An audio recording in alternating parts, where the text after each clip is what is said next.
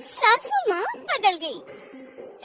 कहानी उस घर की है जहाँ बहू और बेटी को एक माना जाता था, लेकिन फिर। और ऋषिका बेटा, तू रसोई में क्यों घुसी रहती है? जा, रोटी मैं बना लूंगी। नहीं नहीं माँ जी, आप बैठिए, बस सारा खाना बन ही गया है। श्वेता को बोल देती हूँ, वो खाना लगा देगी सबका। सॉरी भाभी, मेरे पास वक्त नहीं है। माँ, मुझे पैसे देना, पार्लर जाना है। हाँ हाँ चली जाना, भाभी को भी ले जाना। वो भी जाने को बोल रही थी पार्लर, और पहले ना मदद कर दे उसके खाना लगाने में। देख माँ, वो बहू है, उसे बहू रहने देना। इतना सर पर मत चढ़ा भाभी को। श्वेता, ज्यादा मत बोला कर। बहू और बेटी में कोई फर्क नहीं होता है। जा जाकर काम कर। ननद को माँ का भाभी से इस तरह प्यार करना बिल्कुल अच्छा नहीं लगता। वो बार बार किसी न किसी तरह माँ को भाभी के खिलाफ भड़काती रहती, लेकिन कोई फायदा ना होता। एक रोज, अरे बेटे किशन, जा बहू को कहीं घुमा कर ला, सारा दिन घर में काम करती रहती है। हाँ माँ, हम लोग जा रहे हैं ना गोवा। अच्छा जी, भाभी ने तो हमें बताया भी नहीं। वैसे तो सारी पंचायत करती है, ये गोवा वाली बात क्यों छुपा गई हमसे? अरे क्योंकि उसे खुद नहीं पता था बहन, मुझे टिकट सस्ती मिल रही थी तो मैंने बुक कर दिया। हाँ शिखा, पैकिंग कर ले, संडे हम जा रहे हैं गोवा। दोपहर में शिखा पैकिंग कर रही थी कि सांस आ जाती है। ये क्या बहू, साड़ियाँ? अरे गोवा जा रही है घूमने या फिर शादी में मायके है? माँ जी, ऐसा कुछ है ही नहीं, समझ में नहीं आ रहा क्या रखूं कपड़े में। अरे तेरी और श्वेता की साइज तो एक ही है, उसके कुछ मॉडर्न कपड़े ले ले, आकर लौटा देना। हाँ माँ जी, ये ठीक रहेगा। शिखा श्वेता के पास जाती है और उससे कपड़े मांगती है।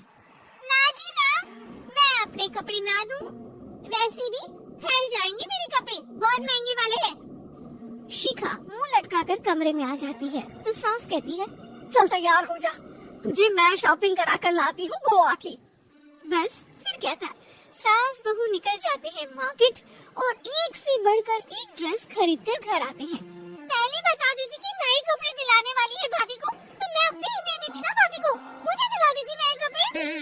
देख श्वेता, परिवार का मतलब सबके साथ रहना होता है, ना कि सिर्फ अपना सोचना। वैसे भी तुझे अच्छे संस्कार सीखने चाहिए। और रही बात कपड़ों की, तो शिखा, आज से घर पर भी तू मॉडर्न कपड़े ही पहनेगी, कोई जरूरत नहीं है ये साड़ी वाड़ी लपेटने की। क्या था, घर पर श्वेता और शिखा एक जैसे रहते। एक बार पड़ोसन आती है। अरे बेटा, अपनी माँ को तो बुलाना, जरा बात करनी है। शिखा सास को बताती है और रसोई में चली जाती है। ये आपकी बेटी बहुत बड़ी हो गई है, इसके लिए एक रिश्ता है, कहो तो बता दूं। ये बेटी नहीं बहू है, घर में सब एक जैसे ही रहता है। वैसे मेरी बेटी भी बड़ी हो गई है, कोई रिश्ता हो तो जरूर बताना। पड़ोसन रिश्ता लेकर उन लोगों के घर आती है। तब श्वेता की होने वाली सास कहती है, तो ये घर है, कितने मंजिल का है? और ये बहू ने आपकी क्या पहन रखा है, जीन्स टॉप? अरे भाई, साड़ी वाड़ी नहीं है क्या इसके पास? देखिए, सर्दी है तो साड़ी में बहू कैसे मैनेज करती, वैसे पहनती है साड़ी भी। देखिए, हम लोग ठहरे पैसे वाले लोग, कोई कमी नहीं है हम लोगों के पास पैसों की, बहुत पैसे हैं, जमीन, नौकर, चाकर, कार, सब कुछ है, लेकिन घर में संस्कारी बहू चाहिए, समझ रही है ना? सास कुछ कहती कि श्वेता बोल पड़ती है, हाय रे, नौकर चाकर से लेकर जमीन, कार, पैसा, हाँ मुझे रिश्ता मंजूर है मुझे। अरे रुक जा श्वेता, मैं बात कर रही हूँ ना। देखिए, हम लोगों के घर इतनी आजादी नहीं मिलेगी। अरे हाँ कर देना माँ, हाँ कर दे जल्दी से। सास क्या करती, बेटी की शादी ऐसे घर में कर देती है जहाँ ना उनके विचार मिलते हैं और ना ही आचार। शादी के बाद एक रोज फोन पर, श्वेता बेटा एक बार घर आ जा, बहुत दिल करता है तुझे देखने का। मामू, घर पर बहुत काम होता है, कैसे आऊँ? बड़ा घर है, लेकिन आने जाने वालों की लाइन ही लगी रहती है। बेटा मैं तो जानती थी उस घर का हाल, लेकिन तू ही नहीं मान रही थी। माँ देख, हर घर का यही हाल है। तेरी बेटी को यहाँ घूंघट हटाने की परमिशन नहीं है और एक तरफ भाभी स्कर्ट पहनकर घूम रही है। बेटा मुझे क्या पता था कि मेरी बेटी को ससुराल के नाम पर पिंजरा मिल जाएगा। अच्छा माँ, फोन रखती हूँ, सास को गर्मा गर्म रोटी खिलानी है। तुम लोगों की तरह नहीं कि एक रोटी बनाओ, एक सब्जी बनाओ, फिर सारा दिन फ्री होकर घूमो। सास फोन तो रख देती है, लेकिन सोच में पड़ जाती है कि एक तरफ बेटी जिसे कोई आजादी नहीं, वहीं दूसरी तरफ बहू जिसे देखकर लगता ही नहीं कि उसकी शादी भी हुई है। अगले रोज शिखा, अरे ओ शिखा। हाँ माँ, क्या हुआ? कुछ चाहिए आपको? मैं जिम जा रही थी। जिम के कपड़ों में बहू को देखकर सास को घूंघट में अपनी बेटी का ख्याल आता है। देख बहू, घर में बहू की तरह रहा कर, इतने टाइट कपड़े पहनकर जिम जाना पसंद नहीं मुझे। जा जाकर रोटी बना। रोटी? माँ अभी तो शाम के 6 बजे हैं, इस वक्त रोटी? अब क्या मेरे खाने पीने पर भी पहरा है? अरे जब मर्जी तब मैं अपने घर में खा भी नहीं सकती क्या? बहू को अजीब लगता है। वो समझ नहीं पाती कि जो सास कल तक इतनी सपोर्टिव थी, उन्हें अचानक से क्या हो गया।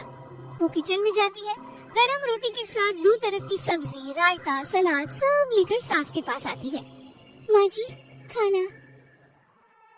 इतना सारा खाना? राक्षस समझा है क्या मुझे? रोटी मांगी थी मैंने गर्मा गरम बस। फिर माँ जी, रोटी खाती किससे आप? सब्जी तो बनानी थी ना।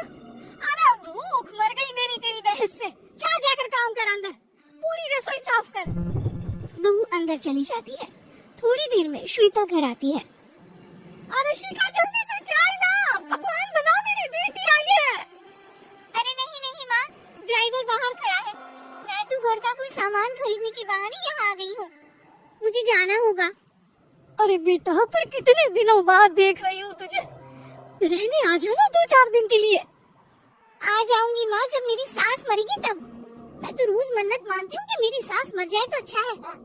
अच्छा चल, जा रही हूँ माँ। हे भगवान, कैसे कैसे दिन देखने पड़ रहे हैं मेरी बेटी को। सास अंदर जाती है, जहाँ श्वेता की जिम वाली सहेली का फोन आया होता है। क्या बात है, आज जिम नहीं आई? अरे पता नहीं यार, आज माँ को क्या हो गया अचानक। पर खैर कोई नहीं, लगता नहीं कि मैं अब जिम आ पाऊंगी। शिखा स्पीकर पर बात कर रही थी जिसे सास सुन रही थी। यार ये सास ना होती ही ऐसी है। मैं तो कहती हूँ बुढ़िया जल्दी मरे और तू आराम से जिए। शिखा को सहेली की बात पर गुस्सा आ जाता है। माँ की मरने की कौन सा बच्चे दुआ मांगता है मोहिनी? आगे से ऐसी बात मेरे सामने मत करना। हमारे घर की शोभा ही माँ है। क्या हुआ जो थोड़ी शक्ति दिखा रही है? उसमें भी कोई ना कोई उनकी भलाई ही होगी। मैं तो कहती हूँ भगवान मेरे जैसी सास सबको दे, जो सिर्फ माँ की तरह है। सास वाली तो कोई बात ही नहीं है उनमें। सास ये बात सुन रही थी, उनकी आंख में आंसू आ जाते हैं कि क्यों वो बेटे की किस्मत में बहू को भी भागीदार बना रही थी। शिखा, अरे ओ शिखा, क्या हो गया? जिम नहीं जाना क्या?